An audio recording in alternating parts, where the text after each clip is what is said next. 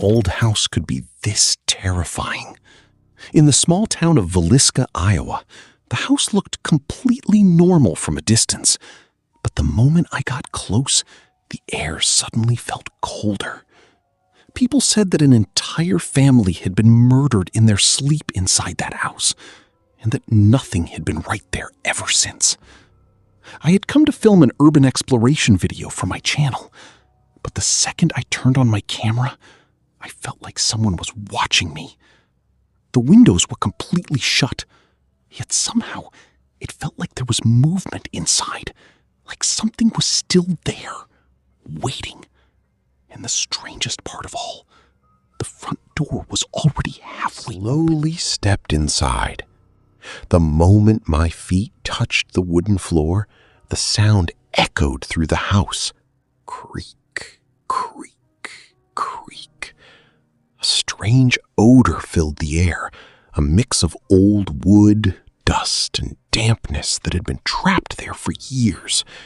I switched on my camera light and made my way toward the living room. Old picture frames hung crookedly on the walls, as if they had been disturbed long ago and never straightened again. Then suddenly, I thought I heard the front door close behind me. I spun around, but there was nobody there. Only the faint movement of the door slowly swaying as the air drifted through the house. My heart was starting to race. Every instinct told me to leave, but for some reason, I couldn't make myself turn back. Everything inside the house was old and falling apart. It felt as if time had simply stopped there. As I slowly walked toward the staircase, I suddenly heard footsteps coming from upstairs. Tap, tap, tap. It sounded like someone walking barefoot across the floor. I froze and looked up, but all I saw was darkness. Then, without warning, I heard the faint laughter of a little girl. The sound was crystal clear, yet there was no one there. I told myself it was probably just the wind playing tricks on me. But the moment I took another step forward, my flashlight began to flicker on its own. I thought I saw a small figure standing at the top of the stairs. I gathered my courage and started climbing the stairs. With every step, the floorboards groaned beneath me, as if the house itself were alive. When I reached the top, I found myself standing in a long hallway lined with several rooms. The first door was slightly open. I slowly pushed it wider and stepped inside. The room was filled with children's toys, old, dust-covered, forgotten by time. But something immediately caught my attention. One of the toys was moving, slowly, gently rocking back and forth on its own. I raised my camera and zoomed in. The moment I did, it stopped. Completely. Then, without warning, the light inside the room went out. Everything was swallowed by darkness. I stood frozen, and in that silence, I heard it. The unmistakable sound of someone breathing, slow, steady, and very close. I was about to step back when the door suddenly slammed shut. Bang! The sound echoed through the room. I was trapped inside. My breathing became heavy and uneven. In the beam of my flashlight, I could now see the corner of the room, and there was a figure standing there. A shadow, completely motionless. Its head was slightly tilted downward. I called out, "Who's there?" There was no response. Only a faint whisper drifted through the darkness. "Don't leave." I froze. Every hair on my body stood on end. There was something wrong with that voice. It didn't sound human at all. I tried to open the door, but it wouldn't budge. It felt as if someone on the other side was holding it shut. Suddenly, I felt a hand touch my shoulder from behind. I spun around instantly, but no one was there. Even so, I could still feel a cold hand against the back of my neck. My camera nearly slipped from my grasp. At that very moment, a chair in the room began to move on its own. That's when I realized this house wasn't empty, and whatever was here didn't want me to leave. I tried my best to calm myself down, but the sounds inside the house were becoming more intense.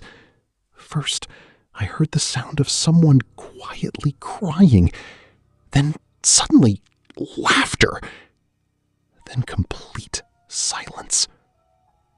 The same sequence kept repeating over and over. It felt like a pattern, like something was trying to communicate. I looked out the window, hoping to find some comfort in the outside world. But all I could see was thick darkness. It was as if the world beyond the house no longer existed. Then, all of a sudden, I felt it. The unmistakable sensation that someone was standing directly behind me. I slowly turned around, and this time, I caught a glimpse of a pale face. Just for a second. Then, I knew I had to get out of there. I started moving toward the staircase as fast as I could. But the moment I reached it, the stairs began to creak loudly, as if something heavy was climbing up toward me. I looked down, and there was nothing there. Nothing that I could see. Yet the sound kept getting closer. Tap, tap, tap. Step by step. Slowly. Deliberately. Now it sounded like it was only a few feet away. Panic took over. I turned and ran. But suddenly my foot slipped. I stumbled forward. I didn't fall. At least, not completely. Because for a brief moment, it felt like something had grabbed me from behind. Somehow managed to get back on my feet and make my way into the hallway. But something was wrong. Every door was now standing open. Just moments ago, they had all been closed. A faint glow was coming from each room, as if someone had lit candles inside. Yet there was no one there. No movement. No sound. Nothing. Then suddenly, bang, bang, bang! Every door slammed shut at the exact same time. The deafening noise echoed throughout the house. And at that very moment, dozens of children's voices began speaking together. We're here. The voices surrounded me, coming from every direction at once. I was completely breaking down at this point. Every nerve in my body was screaming at me to run. But despite the terror, I was still desperately trying to find a way out. I finally found the front door, but it was still locked. No matter how hard I pulled, it wouldn't budge. Then suddenly, I heard someone say my name from behind me. Why did you come here? I froze. The voice was right next to my ear, so close that I could almost feel someone's breath. But I was completely alone. At least I thought I was. Slowly, I turned around. And this time, I saw them. Several shadowy figures standing in the darkness. Small children, a man, and a woman. All of them staring directly at me. Not moving, not blinking, just watching. I slammed my shoulder against the front door with all my strength. Finally, it burst open. I sprinted outside without looking back, but the voices followed me. Wait, Don't go. Their whispers echoed through the night. I kept running, faster and faster. The cold air burned in my lungs, but I didn't stop. It felt as if something was running right behind me, keeping pace with every step, so close that I could almost feel it reaching for me. When I finally reached the gate, everything suddenly went silent. No footsteps, no whispers, nothing. Breathing heavily, I slowly turned around. The house was still standing there, dark, silent, exactly as it had been before.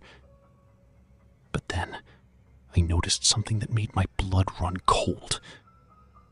Every single window had a face staring out. Staring out of it. Children, a man, a woman. Dozens of pale faces watching me from inside the darkness.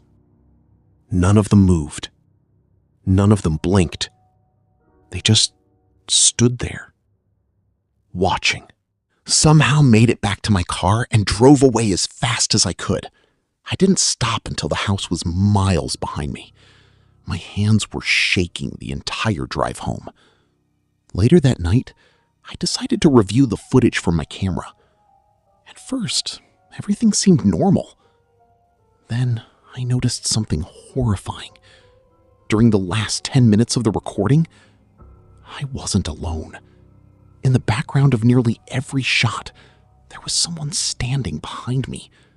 Sometimes it was a child, sometimes a woman, sometimes a tall, shadowy figure. But there was always someone there, watching, following, waiting. And then I reached the final frame. My heart nearly stopped.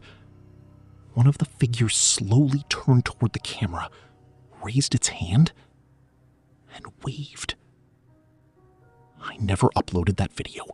In fact, I haven't shown it to anyone, because even now, years later, there are nights when I wake up to a familiar sound outside my bedroom door.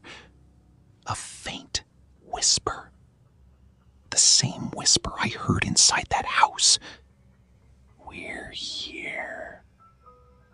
And every time I hear it, I make sure.